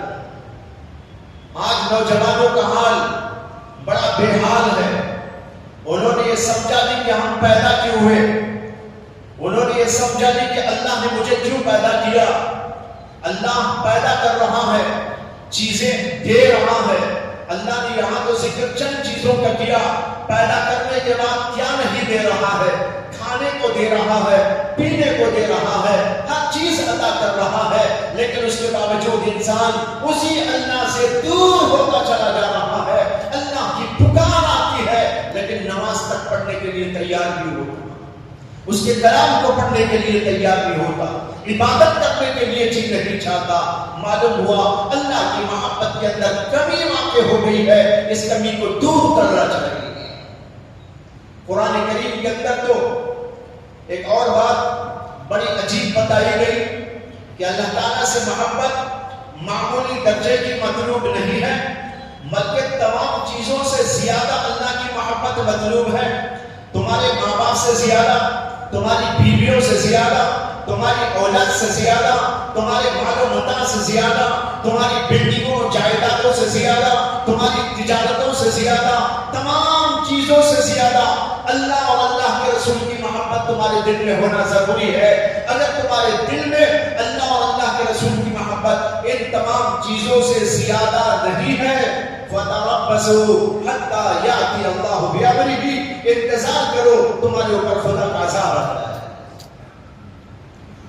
امام شافعی کہتے ہیں قرآن کی اس آیت سے زیادہ سخت کوئی آیت مجھے نظر نہیں آئی کہ اللہ تعالیٰ اپنی محبت، اپنے رسول کی محبت یہ چاہتے ہیں سب سے زیادہ ہو۔ وَإِنْ كَانَ آبَاؤُكُمْ وَأَبْنَاؤُكُمْ وَإِخْوَانُكُمْ وَأَزْوَاجُكُمْ وَعَشِيرَتُكُمْ وَأَمْوَالٌ اقْتَرَفْتُمُوهَا وَتِجَارَةٌ تَخْشَوْنَ كَسَادَهَا وَمَسَاكِنُ تَرْضَوْنَهَا أَحَبَّ إِلَيْكُم مِّنَ اللَّهِ وَرَسُولِهِ وَجِهَادٍ فِي سَبِيلِهِ فَتَرَبَّصُوا حَتَّى يَأْتِيَ اللَّهُ بِأَمْرِهِ۔ معلوم ہوتا ہے کہ اللہ کی محبت غالب ہونا چاہیے۔ اگر تھوڑی بہت محبت بھی ہے وہ بھی کام نہیں چل سکتا۔ اللہ کی محبت، اللہ کے رسول کی محبت ہر چیز پر غالب ہونی چاہیے۔ دوسری بات جو اس آیت میں ہے وہ یہ ہے کہ جب اللہ صاحب جمال ہے تو اس سے محبت کرو، صاحب کمال ہے تو اس سے محبت کرو، اور جب وہ اتنا بڑا صاحب کمال ہے تو جو بھی صاحب کمال ہوتا ہے وہ صاحب جلال بھی ہوتا ہے، جو بھی صاحب کمال ہوتا ہے وہ صاحب جلال بھی ہوتا ہے، اس کے اندر بڑا جلال ہوتا ہے، اس کی بڑی عظمت ہوتی ہے۔ جتنا بڑا بادشاہ ہوگا اتنا بڑا جلال ہوگا کہ نہیں ہوگا؟ لوگوں کے قلوب کے اوپر اس کا جلال تاری ہوگا جتنا بڑا ہوگا۔ اور جو سب سے بڑا ہے احکم الحاکمین ہے، اتنا بڑا زمین کا بنانے والا، آسمان کا پیدا کرنے والا، جنات کا بنانے والا، فرشتوں کا پیدا کرنے والا، اس پوری کائنات کا بنانے والا، ہر چیز، ہر انسان کی، ہر مخلوق کی ضرورت کا سامان پیدا کرنے والا، چڑیوں کا کھانا بنانے والا، انسانوں کا کھانا پیدا کرنے والا، چونٹیوں کا کھانا پیدا کرنے والا، مچھلیوں کا کھانا پیدا کرنے والا، اور اسی طرح جنات کا اور دیگر مخلوقات کا، وہ کیسا بڑا ہے اور کتنا بڑا صاحب کمال ہے، اور اتنا بڑا صاحب کمال ہے تو اس کا جلال کیسے ہو۔ ایک بات کہا کرتا ہوں نے شیر کو دیکھا ہی ہے. اگر یہاں شیر آ جائے تو کیا ہوگا؟ اتنے لوگ اتنے آرام سے بیٹھے ہیں ماشاءاللہ، اتنی بڑی تعداد، پوری مسجد بھری ہوئی ہے. ایک شیر نہیں، شیر کا بچہ، اگر شیر کا بچہ بھی آ جائے تو پورے بوڑھے بھی بھاگ جائیں گے، جوان بھی بھاگ جائیں گے، جوانوں کی جوانی جواب دے جائے گی، ان کی جوانی بھی سب تہس نہس ہو جائے گی. ایک شیر کون بنایا؟ اللہ. وہ اللہ اس شیر میں ایسا جلال، اس شیر کے اندر ایسی بات رکھا ہوا ہے کہ اس کی عظمت ہمارے قلوب پر ایسی کہ وہ آیا تو بہت دور کی بات اگر ہمارے کان میں پڑ جائے کہ آنے والا ہے تب بھی ان کے سبب ہے. یا اللہ آپ کیسے ہیں؟ ایسے کروڑوں شیروں کو پیدا کرنے والے، کروڑوں ہاتھیوں کو بنانے والے اور مختلف قسم کی مخلوقات کو بنانے والے. اور پھر آگے دیکھیے حضرت جبریل، حضرت اسرائیل، حضرت میکائیل، حضرت اسرافیل کو اللہ نے بنایا کہ قیامت کے دن انہیں سور پھونکنا ہے. جب وہ سور پھونکیں گے، وہ سور اتنا بڑا ہے کہ اس کا آپ تصور نہیں کر سکتے. جب حضرت اسرافیل اس کے اندر سور پھونکیں گے تو وہ سور کی آواز نکل کر دنیا کے کونے کونے، خطے خطے میں پہنچ جائے گی. جو خدا ایسا سور بنانے والا اور جو خدا ایسا سور پھونکنے والا فرشتہ بنانے والا وہ کیسا ہوگا ذرا اندازہ کر. جبریل کو اللہ نے ایسا بنایا، ایک علاقے کو بھیجا اللہ نے، جبریل جاؤ. وہ علاقے والے بڑے بدماش ہو گئے، بڑے نافرمان باغی ہو گئے، ان سب کو ہلاک کرنا. اللہ نے کہا جاؤ اپنی انگلی میں اس کو اٹھاؤ، یعنی پورے شہر کو، پوری بستی کو یا پورے ملک کو، اور اوپر اٹھا کر ایسا کر کے پھینک دو. جبریل امین علیہ السلام آئے. وہ پتہ نہیں کتنے لاکھ انسانوں کی بستی ہوگی، کتنی بڑی ہوگی، کہاں سے کہاں تک پھیلی ہوئی ہوگی. وہ آئے اور اپنی انگلی میں اس کو ایسا اٹھا دیا جیسے آپ کو یہ موبائل فون اٹھا لے. موبائل فون بھی ٹکتا نہیں، وہ بھی گر جاتا ہے، لیکن انہیں پوری بستی کو ہی اٹھایا، آسمان تک لے گئے اور ایسا کر کے چھوڑ دیا. پوری بستی نیچے آ کے دب گئی. ایک فرشتہ جبریل اتنی بڑی طاقت والا، اسرافیل اتنی بڑی طاقت والا، شیر، ہاتھی، باغ اور مختلف جانور اتنے بڑے عظیم الشان. ذرا سوچئے کہ جس خدا نے ان سب کو بنایا وہ کیسا ہوگا، کتنی بڑی طاقت والا ہوگا، وہ کیا کیا کر سکے گا. وہ ایک کن کی طاقت سے پوری دنیا کو پیدا کر سکتا ہے، وہی کن کی طاقت سے پوری دنیا کو تہس نہس بھی کر سکتا ہے. جب ایسا خدا، اس کا جلال ہمارے دلوں پر کیسا ہونا چاہیے، اس کا خوف ہمارے دلوں میں کیسا ہونا چاہیے. یہی ہے خوف خدا بندی. اگر دل میں اللہ کا خوف لانا ہو، کبھی شیر کو سوچ لیا کرو، کبھی ہاتھی پر نگاہ ڈال لیا کرو، کبھی فرشتوں کو سوچ لیا کرو، کبھی جنات کے اوپر نگاہ ڈال لیا کرو، کبھی اور مخلوقات کو دیکھ لیا کرو، ذرا پہاڑوں کی طرف نگاہ کر لیا کرو. کیسے پہاڑ ہے، ایک ایک پہاڑ کتنا بڑا بڑا ہے، اور انسان پورے کے پورے شہر والے مل کر اسے ہلانا چاہے تو ہلا نہیں سکتے. ابھی ہم آتے آتے دیکھ رہے تھے جگہ جگہ پہاڑ موجود. ایک ہی پیس کا پہاڑ ہے، ایک ہی پیس کا پہاڑ اللہ نے بنایا. وہ خدا کیسا ہوگا، کتنا جلیل ہوگا، کتنی جلالت والا ہوگا، کتنی بڑی طاقت والا ہوگا، کیا کیا اس کے اندر کمالات ہوں گے، ہم کیسے تصور کر سکتے ہیں. بھائیوں یہ سب کچھ اگر سوچا جائے گا، اللہ کی عظمت دل میں داخل ہوگی اور اللہ کی عظمت آئے گی تو پھر نتیجہ نکلے گا انسان گناہ کے قریب نہیں جائے گا. 4 چیزیں ہوگی. پہلی چیز محبت، اس کا تقاضا اطاعت، دوسری چیز جلالت، اور اس کا تقاضا ترک معصیت. یاد رکھ لیجیے ان چیزوں کو. پہلی بات کیا ہے؟ محبت. اس کا تقاضا کیا ہے؟ اطاعت، فرما برداری. دوسری چیز میں نے بیان کی اللہ کی جلالت و عظمت. اللہ کی جلالت و عظمت یہ اگر آئے گی تو اس کا تقاضا کیا ہوگا؟ ترک معصیت، گناہوں کو چھوڑ دینا. جو اللہ کی جلالت کا قائل ہو وہ گناہ کر سکتا ہے، گناہ کے قریب جا سکتا ہے. اور جو آدمی کے اللہ کی محبت اس کے دل میں ہو، کیا وہ ایسا ہو سکتا ہے کہ نمازیں نہ پڑھے، ذکر نہ کرے، اللہ کو یاد نہ کرے، اللہ تعالیٰ سے دور ہو جائے؟ اللہ اسی کو کہہ رہے ما غرک بربک الکریم. لیکن بھائیو یہ بات ایسی ہے کہ آج ہم سب کے سب اس کے اندر مبتلا ہیں. لہذا توبہ کرے، آج سے ہم اللہ کے فرما بردار بنے گے. اس آیت کی روشنی میں اپنے دلوں میں ہم اللہ کی محبت پیدا کریں گے. اس کی روشنی میں ہم اللہ کا خوف اور اللہ کی عظمت و جلالت اپنے دل میں پیدا کریں گے. اس کی بڑائی کا تصور لائیں گے. آج ہمیں اللہ کی بڑائی ہوئی چیزوں کی بڑائی تو ہے لیکن اللہ کی بڑائی نہیں ہے. آج ہمارے دلوں کے اندر اللہ کی بنائی ہوئی چیزوں کی تو محبت ہے لیکن اللہ کی محبت نہیں. اس لیے پیدا کرو اللہ کی محبت. مجھے اللہ کی جلالت پر ایک بزرگ کی بات یاد آ گئی.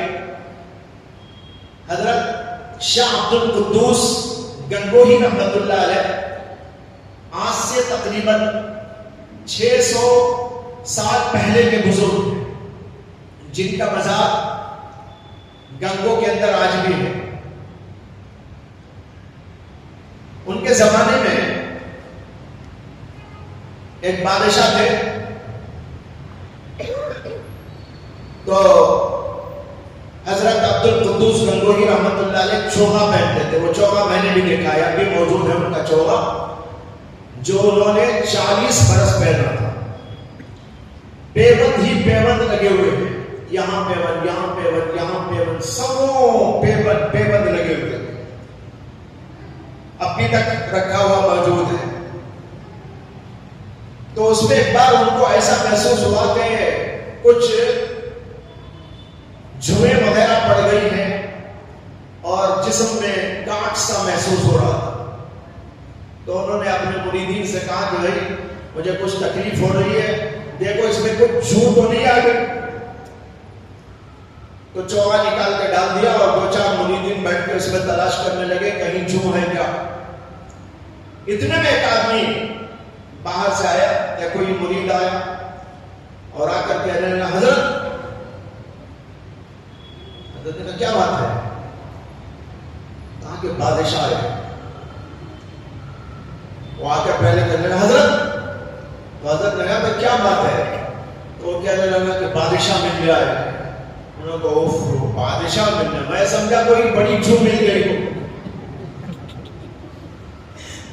انہوں نے کہا میں سمجھا کوئی بڑی سی جھو مل گئی ہوگی اس لیے بول رہے ہیں. اچھا بادشاہ بلا. جو اللہ کی عظمت کا قائل ہو، جس کے دل میں اللہ کی جلالت بیٹھی ہو، بادشاہ اس کے سامنے کچھ نہیں، زمین و آسمان کچھ نہیں. اس کی زبان سے نکلتا ہے اللہ اکبر، اللہ سب سے بڑا. ہم تو زبانی کہتے ہیں، اولیاء اللہ اس کی حقیقت کو کہتے ہیں، اولیاء اللہ اس کی حقیقتوں کے ساتھ کہتے ہیں، اولیاء اللہ ان کی حقیقتوں کو دل میں جما کر کہتے ہیں اللہ اکبر.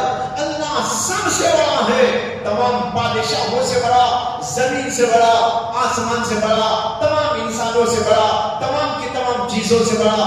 ان کے دل ذہن کے اندر اللہ سے بڑا کوئی نہیں. یہی ہم کو جمانا ہے.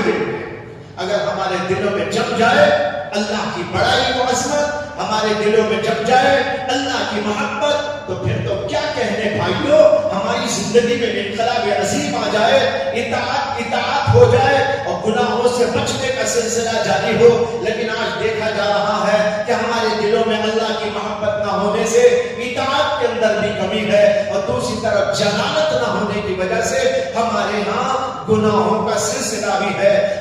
گناہ کر رہے ہیں، زبان سے گناہ ہو رہا ہے، ہاتھ پیر سے گناہ ہو رہا ہے، اور پتہ نہیں کیا کیا گناہ کیا جا رہے ہیں اور احساس نہیں ہے ہم لوگ۔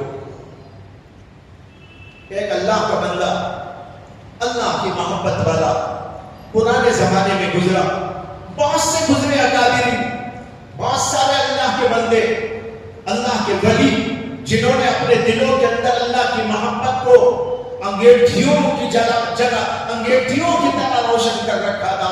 جیسے کوئی انگیٹھی جلاتا ہے، ان کے دلوں کے اندر اللہ کے عشق و محبت کی انگیٹھی جلتی ہے۔ ایک اللہ کا ایسے ہی بندہ تھا،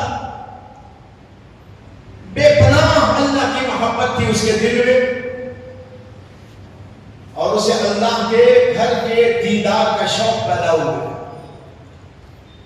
اسے کہ جو اللہ کی محبت میں ہوتا ہے اس کے دل میں اللہ کی سے تعلق رکھنے والی تمام چیزوں کی بھی محبت ہوتی ہے۔ رسول کی محبت اللہ کے لیے ہوتی ہے، اولیاء اللہ سے محبت اللہ کے لیے ہوتی ہے، اور جو چیزیں اللہ سے تعلق رکھنے والی ان تمام چیزوں کی محبت اس کے دل کے اندر ہوتی ہے۔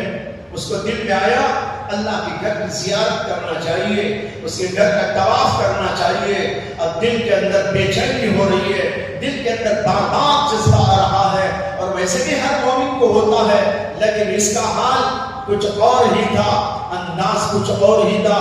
بڑا نرانا آدمی تھا، اس کو شوق تو بڑا ہو رہا تھا کہ اللہ کے گھر کی زیارت کرو، لیکن بھائی عجیب بات یہ تھی اس کے پیر نہیں تھے، لنگڑا آدمی تھا، دوسری طرف غریب بھی تھا کہ سواری میں جا نہیں سکتا تھا، سواری کا کوئی انتظام نہیں کر سکتا تھا، لنگڑے پن کی وجہ سے چلنے سے بھی معذور تھا، لیکن اندر دل کے اندر اللہ کی محبت ایسی جو ہے بھڑک رہی تھی کہ اس نے کہا مجھے تو بہرحال اللہ کے گھر کو کیسا بھی جانا چاہیے۔ کیسے جاؤ؟ اس نے کہا لگڑتے ہی چلا جاؤں گا۔ ایک گاڑی سی تھی، اس پہ بیٹھ کر وہ گھسیٹتے جایا کرتا تھا۔ اس نے کہا میں اسی میں جاؤں گا، ذرا سے پیسے جمع کر لیا، اور اس کے بعد اگلے سال کا سفر، حج کا موقع آنے سے 1 سال پہلے اپنے گھر سے نکل پڑا تاکہ وقت پہ پہنچ جاؤں۔ اسے کہ لگڑ کے جانا ہے، راستے پتہ نہیں کیسے آئیں گے، کیسے ڈینجر راستے آئیں گے، کہاں سے گزرنا ہوگا۔ 1 سال پہلے وہ نکلا اپنے گھر سے، اور گھسیٹتے جا رہا تھا، جو کچھ ساز و سامان تھا کھا لیتا پی لیتا یا کسی طریقے سے گزر بسر کرتے ہوئے جا رہا تھا۔ بہت دور 6 مہینے کا راستہ طے کرنے کے بعد ایک گاؤں ملا اسے، نماز کا وقت ہو گیا تھا۔ اس نے سوچا نماز کہیں پڑھ لوں، دیکھا تو مسجد نظر آنے لگی، مسجد کے اندر گیا، نماز پڑھا۔ گاؤں کے لوگ اسے دیکھنے لگے، پتہ نہیں نیا آدمی کہاں سے آ گیا ہے۔ ایک صاحب نے پوچھا السلام علیکم کے بعد کہ جناب کہاں سے آئے ہو؟ اس نے کہا میں فلاں علاقے کا رہنے والا ہوں۔ کہاں ادھر نکل آئے؟ اس نے کہا میں حج کے سفر پہ جا رہا ہوں، اور چونکہ میرے پاس پیسہ نہیں تھا اور میں لگڑنے والا آدمی ہوں، اس لیے بہت پہلے نکل گیا ہوں۔ اس نے کہا ابھی تو بہت دن باقی ہے، 6 مہینے باقی۔ انہوں نے کہا 6 مہینے، اس لیے میں ابھی 6 مہینے کا سفر کر چکا ہوں، 6 مہینے ابھی سفر کر کے لنگڑتے جانا ہے مجھ کو، اس لیے جاؤں گا۔ اس نے کہا بھائی تھوڑا کھانا ہو، چلو کھا لو ہمارے گھر پر، تم تو مسافر لگتے ہو۔ اس نے کہا میں اس لیے نہیں ٹھہر سکتا کہ اگر میں ٹھہر گیا، کھانے میں ذرا دیر ہو گئی اور جاتے جاتے ذرا سی تاخیر ہو گئی اور میرا حج نکل گیا تو کیا ہوگا؟ اسے مجھے معاف کیجیے گا، میں آپ کا کھانا نہیں کھا سکتا۔ اس نے کہا ٹھیک ہے، میں آپ سے اصرار نہیں کرتا، آپ چلتے رہیے گا، میں ذرا سا گھر جاتا ہوں، جو کچھ گھر میں ہے پوٹلی باندھ کے لا کے آپ کو دے دیتا ہوں۔ اس نے کہا ٹھیک ہے۔ وہ چلنا شروع کر دیا۔ یہ آدمی گھر گیا، جو کچھ موجود تھا، روٹیاں، دال، یہ وہ جو کچھ، اس نے ٹفن میں ڈالا۔ اس کے بعد دوڑتا آیا اور آ کر اس مسافر کو دے دیا کہ جہاں موقع ہو کھا لینا۔ اس نے شکریہ ادا کیا اور چلا گیا۔ جانے کے بعد یہ سوچنے لگا اللہ کی محبت بھی عجیب ہے، اس کو گھسیٹ کے لائی ہے اس طرح کہ لگڑتا 6 مہینے کا سفر کر گیا، ابھی 6 مہینے کا باقی ہے، کھانا بھی کھانے تیار نہیں، آرام بھی کرنے تیار نہیں۔ اللہ کی محبت اندر اجاگر کر رہی ہو، اندر سے اجاگر ہو رہی ہے اور اس کو بے چین کر رہی ہے کہ کسی طرح مجھے اللہ کے گھر پہنچنا ہے۔ یہ کیسا اللہ کا بندہ ہے؟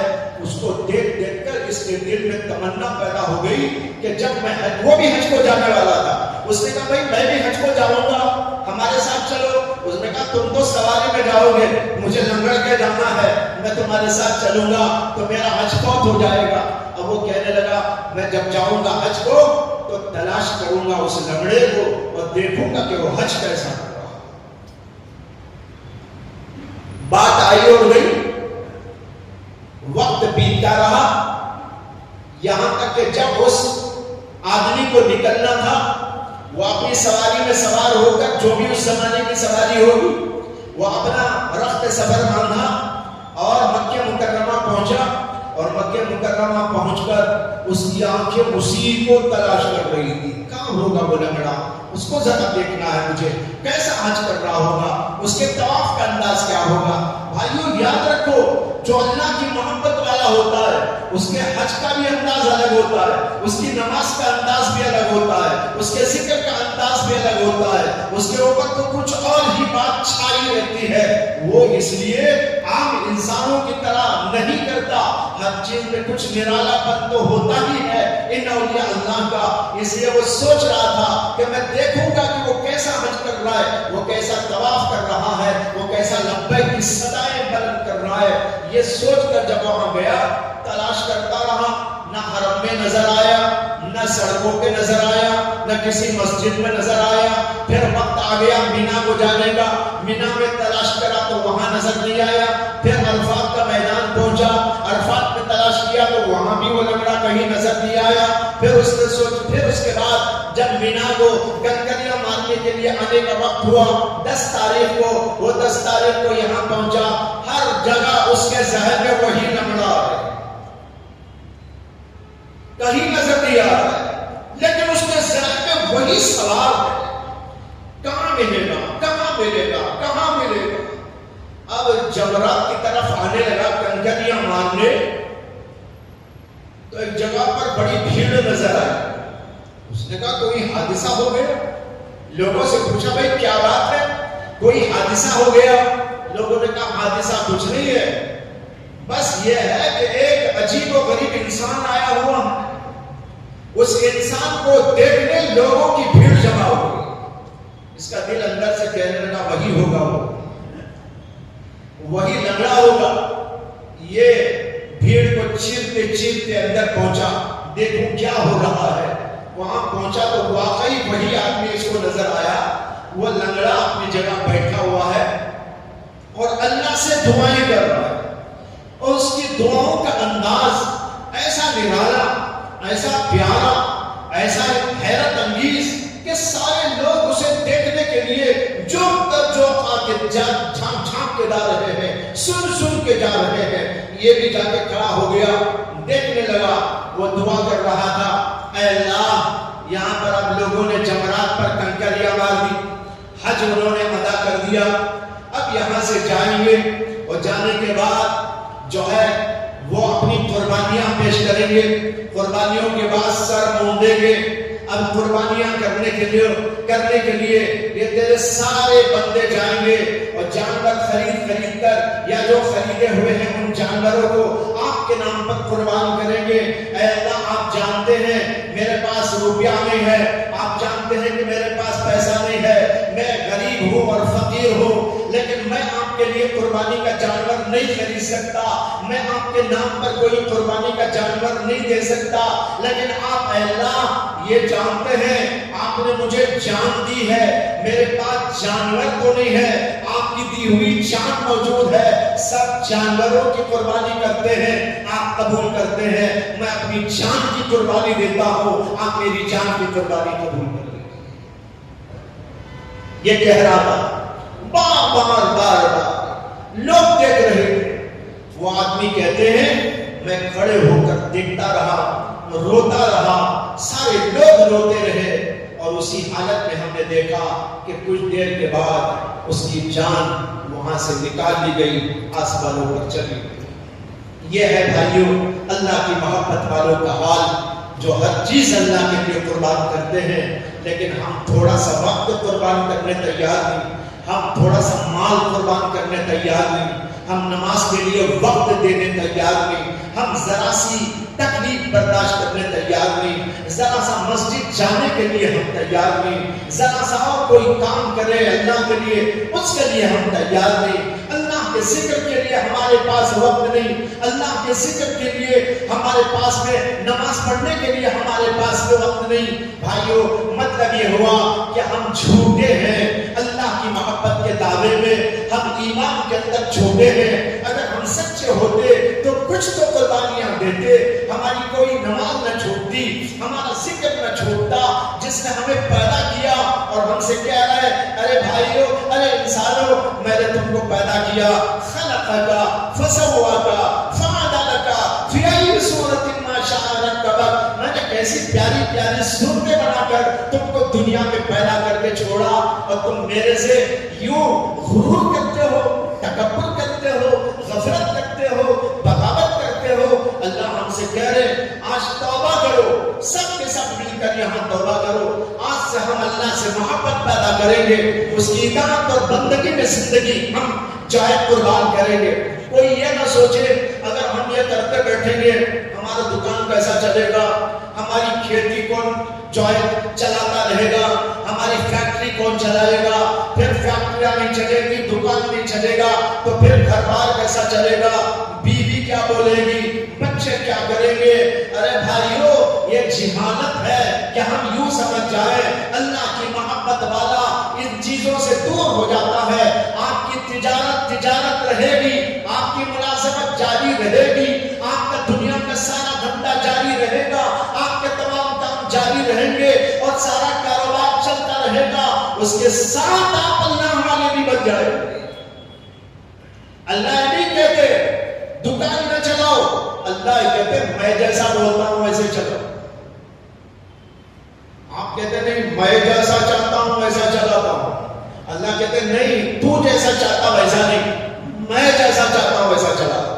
حلال کو حلال سمجھ، حرام کو حرام سمجھ، اچھے کو اچھا سمجھ، برے کو برا سمجھ۔ گھر بھی چلانا ہے، گھر چھوڑنا نہیں ہے، بیویوں کو طلاق نہیں دینا ہے، بچوں کو سنبھالنا ہے، لیکن میں جیسا بولتا ہوں ویسا کر۔ بیوی کا حق ادا کر، وہ تیرے حق ادا کرے گی، تو ماں باپ کے حق ادا کر، ان کے ساتھ میں رہنا، ان کی خدمت بھی کرنا، اور یہ بھی کرنا اور وہ بھی کرنا، بچوں کے ساتھ بھی رہنا، ان کے ساتھ پیار و محبت بھی کرنا، ان کی اصلاح و تربیت بھی کرنا، ان کو تعلیم و تعلم بھی کرنا، یہ سب کرنا، یہ سب میرے حکم کے مطابق کرنا۔ اگر میرے حکم کے مطابق تیری تجارت ہوگی تو تو میرا، اگر میرے حکم کے مطابق تیری شادی ہوگی تو تو میرا، اگر میرے حکم کے مطابق تو دکان چلائے گا تو تو میرا، اگر میرے حکم کے مطابق تو دنیا کی تعلیم حاصل کرے گا تو تب بھی تو میرا، تو انجینئر بنے گا، تو ڈاکٹر بنے گا، تو کوئی اور پروفیسر بنے گا، تو لیکچرر بنے گا، لیکن میرے حکم کے مطابق بنے گا، میں جیسا بولتا ہوں ویسا کر کر کے بنے گا۔ ڈاکٹر بن، انجینئر بن، بیرسٹر بن، اور کچھ بننا ہو تو بن، سب کچھ بن کر بھی تو میرا رہے گا، لیکن میری نہ سن کر تو سب کچھ ہو جائے تو تو کسی کا نہ ہو۔ بات سمجھ میں آ رہی ہے بھائی؟ یہ ہے سمجھنے کی چیزیں، اسی کا نام ہے اصلاح، دلوں کی اصلاح۔ دل کے اندر دو سافٹ ویئر ڈال دیجیے۔ سافٹ ویئر کا زمانہ ہے آج کل، کمپیوٹر میں سافٹ ویئر ڈال دیتے ہیں، ہارڈ ویئر میں سافٹ ویئر جاتا ہے، سافٹ ویئر کو جو از قبیل معانی ہوتا ہے، نظر نہیں آتا وہ ہارڈ ویئر، وہ جو آپ کو نظر آتا ہے اس کی باڈی، سافٹ ویئر اندر ہوتا ہے، کہاں ہوتا ہے پتہ نہیں۔ اسی طرح یہ بھی ایک سافٹ ویئر ہے، دل کے اندر ڈال لیجئے اللہ کی محبت کا سافٹ ویئر، اللہ کے خوف و خشیت کا سافٹ ویئر، اللہ سے تعلق کا سافٹ ویئر، اللہ کی جلالت کا سافٹ ویئر، یہ اندر پڑے رہے۔ جہاں ضرورت پڑے گی وہ کام کریں گے، جہاں آپ کو اٹھانا وہاں محبت اٹھا دے گی، جہاں آپ کو رکانا وہاں خوف آپ کو رکا دے گا۔ آپ جا رہے ہو، اذان ہو گئی، محبت اندر سے کام کرنا شروع کر دے گی، چلو نماز کو، چلو نماز کو، چلو نماز کو۔ آپ سو رہے ہو، محبت کا سافٹ ویئر دل کے اندر پڑا ہے، کیا مجال ہے کہ آپ نہ اٹھے، کیا مجال ہے کہ آپ ذکر نہ کریں، کیا مجال ہے کہ تلاوت نہ کرے، کیا مجال ہے کہ اللہ سے غفلت میں مبتلا ہو جائے۔ وہ اندر کا سافٹ ویئر آپ کو پکڑ پکڑ کے اللہ کی طرف لے جاتا ہے، مسئلے پہ کھڑا کر دیتا ہے۔ بھائیوں، وہ محبت دل کے اندر ہو، یہ سافٹ ویئر محبت الہی کا آپ کے دل میں پڑا رہے تو آپ تہجد گزار بھی بن جائیں گے، ذاکر و شاکر بھی بن جائیں گے، حلال و حرام سے بچنے والے بھی بن جائیں گے، ہر کام صحیح صحیح طریقے پر کرنے والے آپ بن کے رہیں گے۔ اس لیے سافٹ ویئر ڈال لیجیے۔ اور ایک ہے خوف کا سافٹ ویئر۔ آپ جا رہے تھے، عورتیں سامنے آ رہی تھی، اندر سے نفس کہہ رہا تھا دیکھو دیکھو، وہ سافٹ ویئر فوراً سامنے آئے گا، آنکھیں جھکاؤ، یہ خوف کا سافٹ ویئر فوراً کہہ گا نہیں نیچے دکھاؤ، آپ کی آنکھیں نیچے جھک جائے گی۔ آپ کوئی غلط کام کرنے جا رہے ہو، خوف کا سافٹ ویئر اندر پڑا ہوا ہے، وہاں کوئی غلط کی طرف آپ جانے لگے، فوراً آپ کو روکے گا، آپ وہاں سے واپس لوٹ کے آ جائیں گے۔ کیوں؟ خوف موجود ہے۔ آج یہی دو چیزیں دلوں کے اندر پیدا کرنے کی ضرورت ہے، اور یہ نہ ہونے سے اللہ نے شکوہ کیا، کہاں چھوڑ کے بھاگ رہے ہو مجھے، میرے سے غرور میں آ گئے ہو، میرے سے بغاوت پہ آ گئے ہو، میری محبت چھوڑ کر غیروں کی محبت میں ہو، میری جلالت و عظمت کو چھوڑ کر کسی اور کو بڑے سمجھ رہے ہو۔ سمجھو مجھے بڑا، میں ہی تمہارا محبوب، میں ہی تمہارا محب بن جاؤں گا۔ آج تم پہلے مجھے چاہ کے دکھاؤ، میں تم کو اپنا محبوب بنا۔ تو یہ ہے بھائیوں، اس آیت کریمہ میں دعا کرتا ہوں کہ اللہ تعالیٰ مجھے بھی اپنی محبت عطا فرمائے، اور آپ کو بھی اپنی محبت عطا فرمائے، مجھے بھی اپنا خوف عطا فرمائے، آپ سب کو بھی اپنا خوف عطا فرمائے، اور اس کی وجہ سے ہماری زندگیوں میں اللہ انقلاب پیدا کر دے۔ وآخر دعوانا ان الحمد للہ رب